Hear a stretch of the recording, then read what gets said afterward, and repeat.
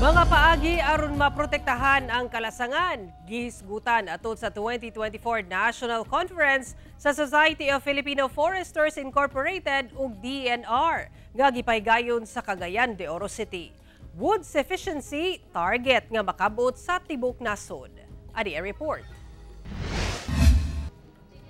Nagkatapok ang sobra gatos ka mga foresters gikan pa sa nagkadayang rehiyon sa nasod alang sa 2024 National Conference nga gipaygayon sa Cagayan de Oro City niadtong October 24. Gipangunahan kini sa Society of Filipino Foresters Incorporated sa pagdumala sa Department of Environment and Natural Resources kun DENR. Lakip sa gihisgutan ang kasamtangang kahimtang sa kalasangan sa nagkadayang parte sa nasod ug ang pagsuta sa mga kinahanglan sa mga forester aron mas mahimo pa silang epektibo sa ilang tahas. Where the goal of achieving wood self-sufficiency is not just a vision, but a necessity. It is a testament to our commitment to progress, environmental stewardship, and national resilience.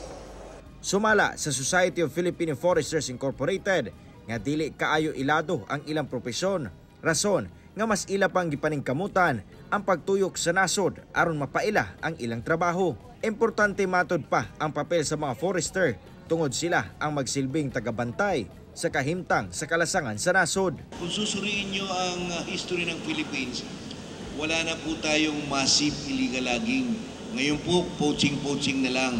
Pero hindi pa rin tayo titigil hanggat sana'y mawala yan na instead of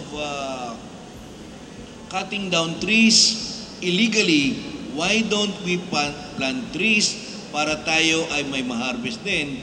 Nakatutok sab ang DENR sa nagpadayong urbanization sa Cagayan de Oro City. Ingon man mga lungsod sa nagkadayang probinsya, gani gipasalig sa ahensya nga ginamonitor nila ang mga LGU sa Northern Mindanao aron musubay sa polisiya. We are always working with the local government, no? With the stakeholders. So, ang implementation po ng aming activity or ng projects or even the activity allowed under the urbanization ay nakapaloob po yan doon sa comprehensive land use plan ng ating local government. And kung ito ay nasa upland, mayroon po yung forest land use plan. Kauban si Jaybert Pairat, Cyril Chavez. 1. Mindanao.